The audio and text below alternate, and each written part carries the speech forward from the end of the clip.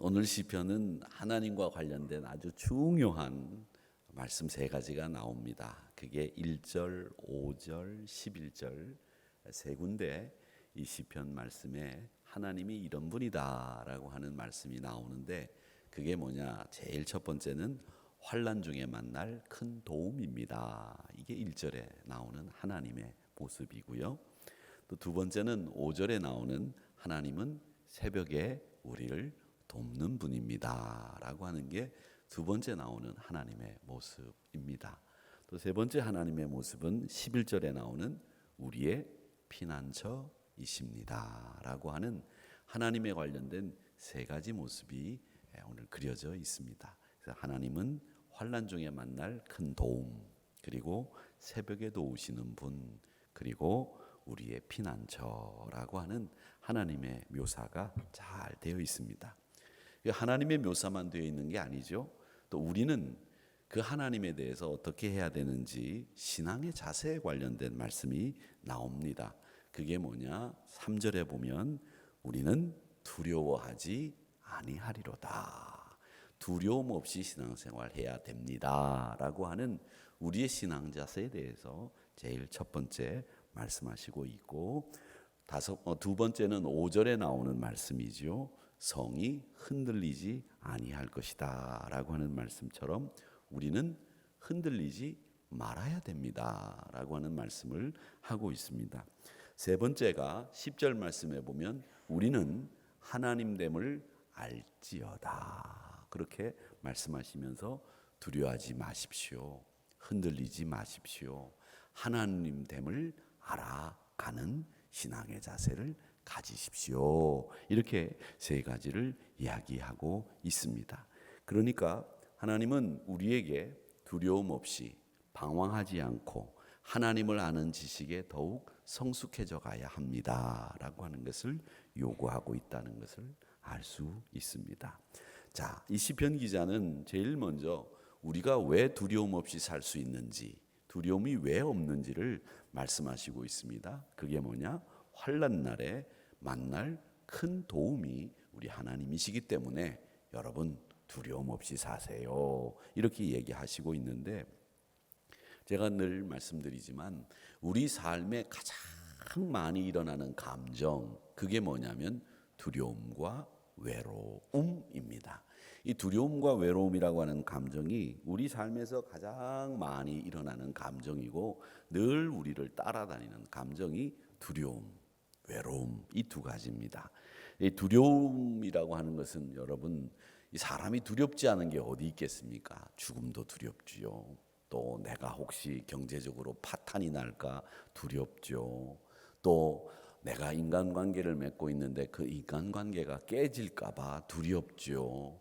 또 여러분 삶에서 일어나는 많은 일들이 두려운 일들이 많습니다. 근데 두려워하지 않아도 될 걸 두려워하고 두려워해야 되는 걸 두려워하지 않는 이 분별이 없는 것 때문에 우리가 실패를 할 때가 많이 있습니다.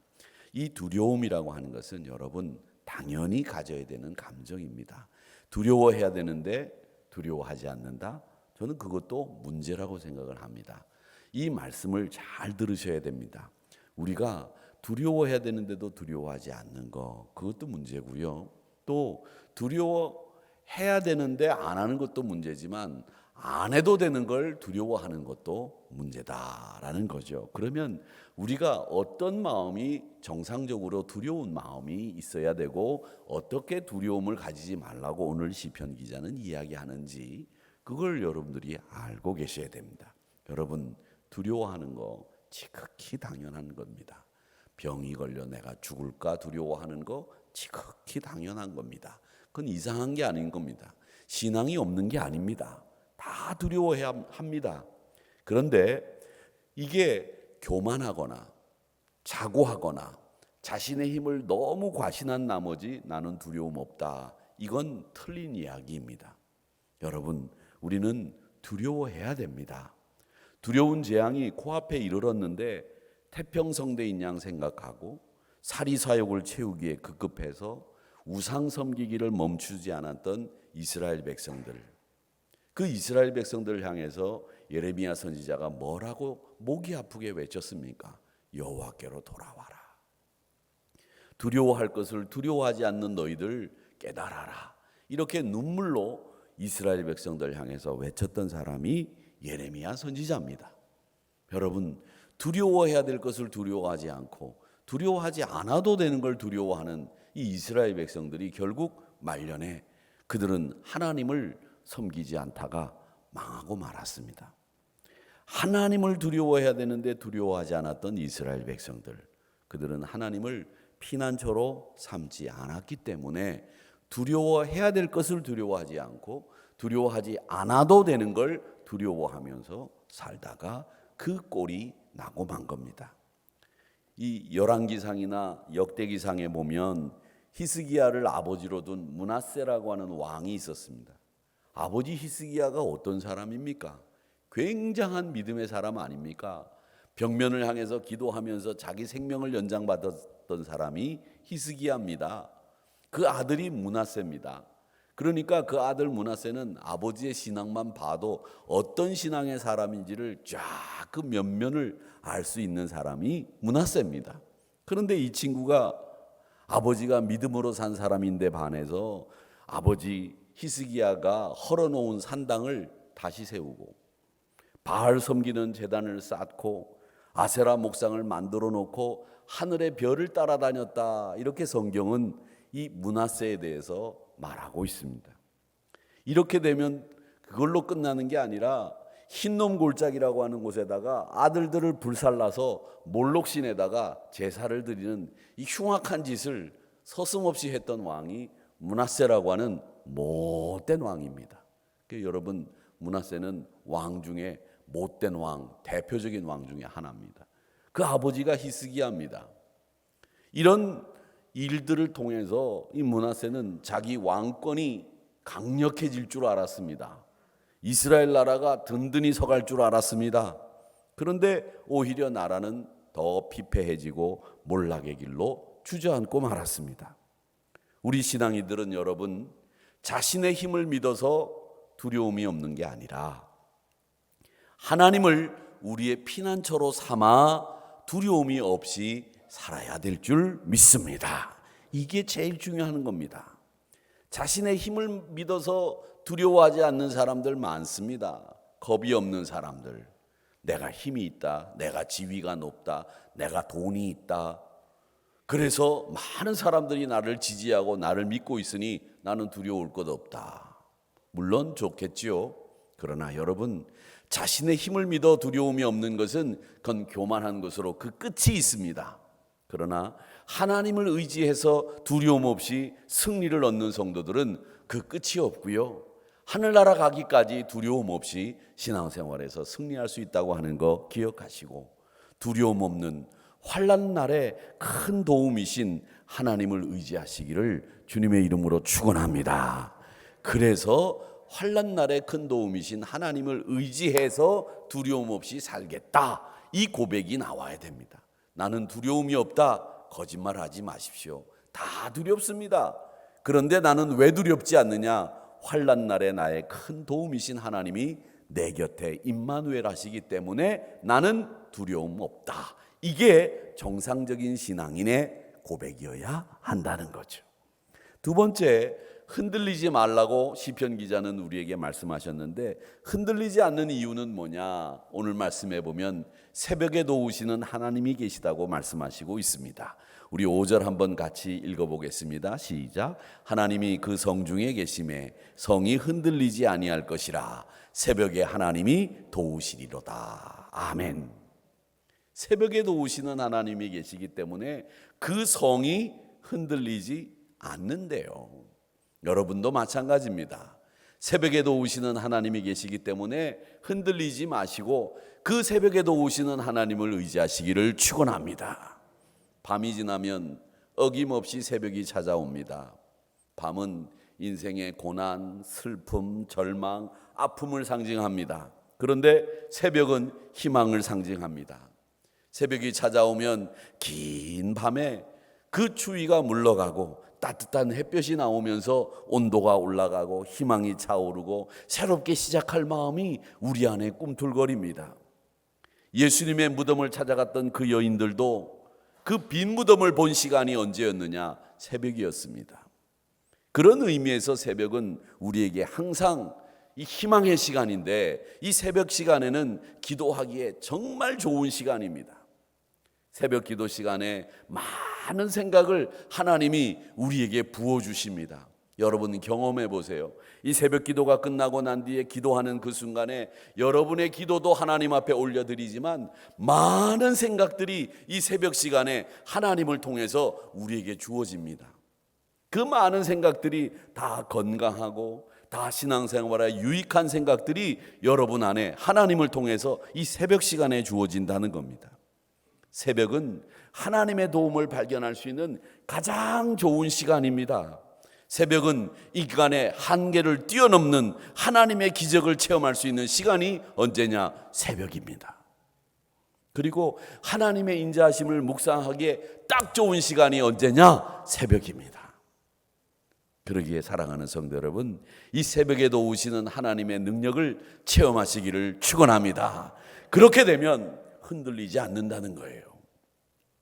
이사야 선지자는 이사야 50장 4절에서 나에게 학자의 혀를 주시고 곰핍한 자를 도울 수 있는 방법이 생각나게 하셨고 내 귀를 깨우쳐서 학자처럼 말을 듣는 것마다 다 이해할 수 있도록 도우시는 하나님, 그 하나님의 시간이 언제냐? 새벽 이른 시간이다. 그렇게 말을 했습니다. 나에게 학자들의 혀를 주시고 곤고한 자들의 말을 어떻게 도와줄런지 방법을 알게 하셨고 아침마다 깨우쳐서 나의 귀를 열게 하셔서 학자의 마음으로 그 말을 다 알아듣도록 만드는 시간이 언제냐? 새벽입니다. 아침입니다. 그렇게 이사야 선지자가 이야기하고 있습니다.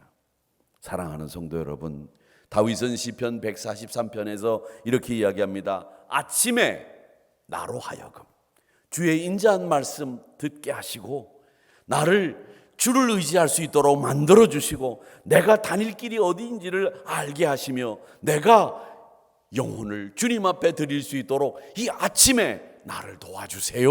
이렇게 기도했습니다. 여러분, 아침에 하나님이 나에게 지혜를 주셔서 내가 다닐 길이 어딘지, 가지 않아야 될 길이 어딘지 하나님의 인자하심을 체험할 수 있는 시간이 이 새벽이라고 하는 것을 다윗은 말씀하셨습니다. 사랑하는 성도 여러분, 2023년 한 해가 복된 한 해가 되시기를 축원합니다. 왜냐하면 새벽에도 오시는 하나님을 의지하셔서 한 해의 첫 시간을 여러분들은 기도로 시작하셨기 때문에 새벽에도 오시는 하나님이 계시니 흔들리지 않을 수 있습니다. 흔들리지 마시고 새벽에도 오신 하나님을 꽉 붙잡고 새벽에도 오시는 하나님의 능력을 올 한 해 날마다 체험하시기를 주님의 이름으로 축원합니다. 마지막으로 우리가 생각할 것은 시편 기자는 우리가 하나님을 알게 되는 이유를 11절에서 말씀하고 있습니다. 하나님은 우리의 피난처이기 때문에 내가 하나님을 알아가게 된다. 이렇게 이야기하고 있습니다. 만군의 여호와께서 우리와 함께 하시니 야곱의 하나님은 우리의 피난처시로다. 그러면서 이 하나님이 우리의 하나님이시고 우리의 피난처이시기 때문에 우리가 그 하나님을 알아갈 수 있습니다. 이렇게 이야기하고 있습니다. 곽선희 목사님의 설교 예화 가운데 이런 이야기가 있습니다. 드멜로라고 하는 수도사가 있었는데 이 사람이 아주 유명한 수도사예요. 근데 어떤 청년이 찾아와서 그 드멜로라고 하는 수도사에게 물었습니다. 수도사님, 제가 하나님이 안 보입니다. 하나님이 도대체 어디 계십니까? 그랬더니 이 드멜로라고 하는 수도사가 야, 네 옆에 거기 하나님 계시네. 안 보이냐? 저는 안 보입니다. 왜 안 보이죠? 그러니까 이 드멜로 수도사가 뭐라고 얘기를 하는가 하면 술 취한 사람이 자기 집을 똑바로 찾아가든가? 아니요. 술 취한 사람이 똑바로 걷든가? 아니요. 비틀거리고 걷지요. 그래. 그렇게 취한 사람은 자기 집을 못 찾고 헤매는 거 아니겠느냐? 그렇게 비틀거리는 거 아니겠느냐? 그렇게 취했기 때문에 자기 집이 안 보이고 그렇게 취했기 때문에 비틀거리는 거다. 그런데 네가 하나님이 안 보이는 이유가 왠지 아느냐? 네가 취해 있는 것이 있기 때문에 그렇다.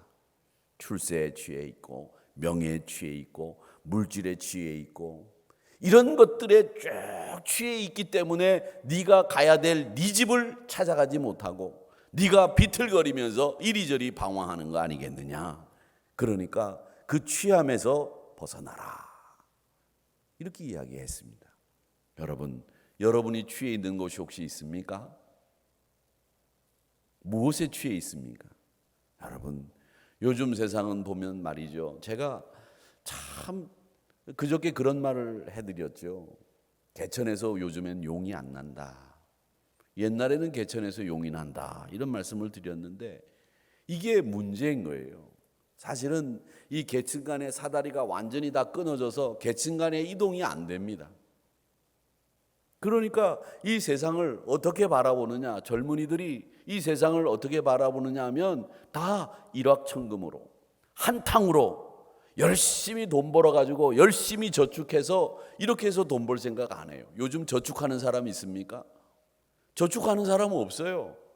정기예금 넣는 분들도 없어요. 돈을 꼬박꼬박 모아서 이렇게 해서 돈을 불려야지. 어느 세월에 어떻게 합니까? 다 한 방에 팍 뛰는 주식에 투자를 하거나 아니면 뭐 어떻게 하는 이런 것들을 다 생각하고 삽니다. 물론 그게 효율도 있고 수익률도 크겠지만 그게 나쁘다는 얘기가 아니라 성향이 트렌드가 다 그렇게 일확천금을 노리는 세상이 돼버리고 말았다는 거죠.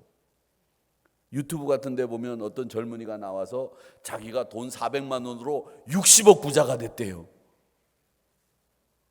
응? 그걸 보면서 저도 400만 원? 내가 다 털면 400만 원은 나오겠는데 60억 부자가 되겠다. 저도 그런 생각이 들더라고요. 그러니 젊은 사람들은 어떤 생각을 하겠어요? 400만 원 가지고 60억 자산가가 됐다고 하니까. 여러분, 그건요 가물에 콩 나는 거예요. 벼락 맞은 사람들 확률하고 똑같아요. 다 그렇게 될 것 같으면 부자 될게요.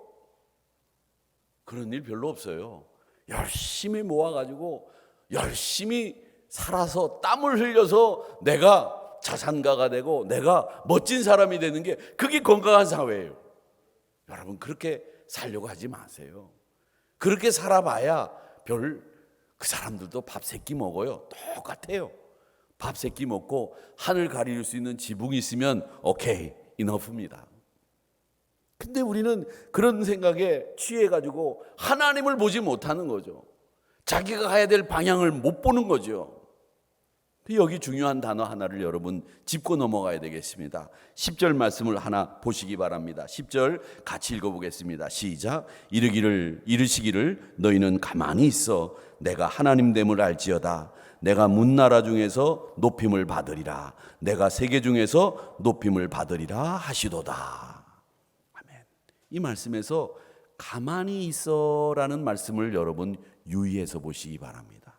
가만히 있어. 히브리어에는 명령어 동사를 라파 동사라고 부릅니다. 이건 명령형이에요. 가만히 있어. 왜 우리가 강아지들에게 밥 주기 전에 가만히 앉아 있어 이렇게 하면 착 앉아 있으면 밥 딱 주면 탁 올라와서 먹지요. 그치요? 여러분은 개를 안 키우시는구나.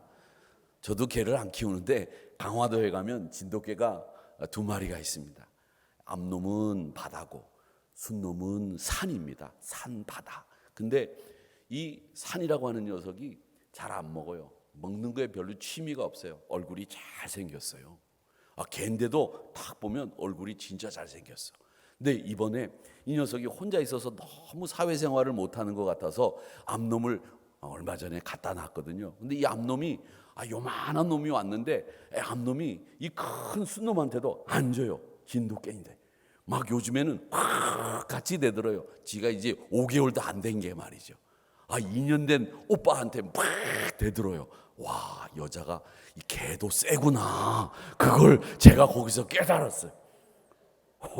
야, 2년 된 거를 그걸 안 줘. 그리고 이 산이라고 하는 순놈도 말이죠. 그렇게 막 하면 하다가 말아요. 가버려요. 그리고 지 먹는 것도 다 뺏겨. 그래가지고 암놈은 살이 막 이만큼 쪄가지고서 말이죠, 이 발이 이만해요. 순놈은 요래 가지고 있어요. 그러니까 이 암놈이 많이 먹으니까 지도 많이 먹어야 되겠다 생각해가지고 지도 이렇게 막 먹는 순종을 하고 먹어요. 근데도 이 암놈 녀석이 먹는 거를 못 당해내니까 먹을 때는 따로따로 우리 장로님이 주신다고 그러더라고요. 순놈 먹을 수 있도록 따로 공간을 마련하고 암놈 녀석 먹도. 조금 있으면 이제 사태가 역전이 될 것 같아. 암놈이 더 커질 것 같아요. 그래요. 제가 이 얘기를 왜 하느냐 하면 가만히 있어라는 말을 하는 것 때문에 이 말을 하는 겁니다. 그런데 제가 먹이를 줄 때가 딱 되면 딱 앉아 있습니다. 왜? 가만히 앉아 있지만 않으면 안 주거든요. 앉아! 그러면 딱 앉아 있으면 딱 주면 와서 딱 먹고, 그리고 막 달려들려고 하다 앉아! 그러면 딱 앉아서 먹이를 기다립니다. 그 가만히 있어가 라파 동사예요. 히브리 말로. 근데 이 오늘 여기 가만히 있어라는 말이 바로 주인이 강아지에게 가만히 있어 명령하는 말과 똑같은 말입니다. 가만히 있어, 이 말입니다. 이 말은 뭐냐? 하나님이 일하시는 거, 말하시는 거 듣고 봐라. 가만히 있어. 너 움직이지 마. 네 문제를 네가 해결하려고 달려들지 마. 하나님이 해결하셔. 하나님이 해결하시는 거 봐. 하나님이 말씀하시는 거 들어. 가만히 있어, 이 말입니다. 라파 동사라고 하는 말이 그겁니다. 무엇을 하려고 떠들어서도 안 되고 움직여서도 안 된다는 겁니다. 하나님이 움직이시고 하나님이 말씀하시고 우리는 가만히 있어서 하나님이 되심을 굳건히 믿고 바라봐야, 들어야 된다는 이야기가 이 가만히 있어라는 말이 가지고 있는 뜻입니다. 사랑하는 성도 여러분, 여러분 하나님됨을 알지어다. 하나님이 일하시는 걸 보세요. 하나님이 말씀하시는 걸 들으세요. 이게 우리 신앙에 있어서는 굉장히 중요한 것이기 때문에 오늘 시편 기자는 우리에게 가만히 있어 라고 말씀하시는 거예요. 이건 그냥 넘길 말이 아니라 우리는 내가 무언가를 하려고 자꾸 애를 쓰면서 이 사태를 더 그르치잖아요. 여러분 가만히 계셔 보세요. 하나님이 말씀하시는 소리가 들릴 겁니다. 가만히 계셔 보세요. 하나님이 일을 만들어 가시고 빚어 가시는 것을 우리 눈으로 목격하게 될 겁니다. 2023년 한 해 동안 하나님이 빚어 가시고 하나님이 만들어 가시는 놀라운 역사를 경험하는 여러분 되시기를 주님의 이름으로 축복합니다. 오늘 이 시편 46편은요, 조금 전에 우리 에스더 성가대가 내주는 강한 성이요 찬송 부르셨는데, 이 내주는 강한 성이요라고 하는 찬송가 585장을 누가 작곡을 했느냐면 마틴 루터가 작곡을 했어요. 이 종교개혁가인 마틴 루터가 이 곡을 만들었는데, 이 마틴 루터가 이 곡을 만들 때에 그가 영감을 받고 그가 가장 은혜를 받은 말씀이 오늘 시편 46편의 말씀입니다. 그래서 이 말씀을 가지고 마틴 루터가 은혜를 받고 그 험난한 종교개혁의 길에서 꿋꿋이 이길 수 있다라고 하는 것을 보여주었습니다. 우리에게도 마틴 루터와 같이 두려워하지 않고 흔들리지 않고 하나님됨을 알아가는 신앙의 영적 성숙이 여러분에게 임하게 되기를 주님의 이름으로 축원합니다.